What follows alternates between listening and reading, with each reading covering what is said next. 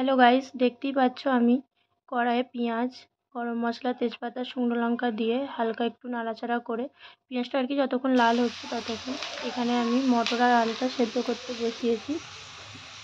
এখানে হলুদ গুঁড়ো, লঙ্কা গুঁড়ো, জিরে গুঁড়ো নিয়েছি বাটিতে একটা। এই পেঁয়াজটা একটুখানি লাল লাল ভাজা হয়ে যাওয়ার পর একটু আদা দিয়ে একটু আদাটাও ভেজে নেব, তাতে মশলাগুলো ভাজা ভালো হবে, হলে কি টেস্টটা ভালো আসবে। এখানে আমার প্রেশারের সিটি পড়ে মটর আর আলুটা আশা করছি সেদ্ধ হয়ে গেছে।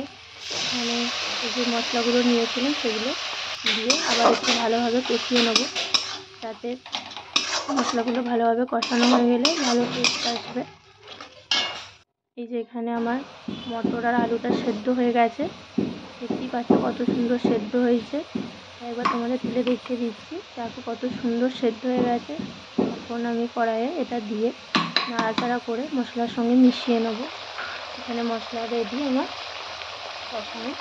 এবার এই মটর আর আলুটা দিয়ে নাড়াচাড়া করে কষাবো, যাতে মিশে যায় মশলার সঙ্গে, ফ্লেভারটাও ভালো আসবে। বৃষ্টির দিনে এরকম ঘুগনি দিয়ে মুড়ি খেতে পারি না, ভালো লাগে, তাই ভাবলাম আজকে একটু করা হোক, সেটাই তোমাদের কাছে তুলে ধরছি। দেখো কেমন কি হয়েছে। এই যে জল দিয়ে সামান্য একটু কাঁচা লঙ্কা চিড়ে দিয়ে দিলাম, যাতে একটু ফ্লেভারটা ভালো আসে। কাঁচা লঙ্কা তরকারিতে খেতে ভালোই লাগে। এই যে ফুটছে, অলমোস্ট রেডি হয়ে গেছে আমার ঘুগনি।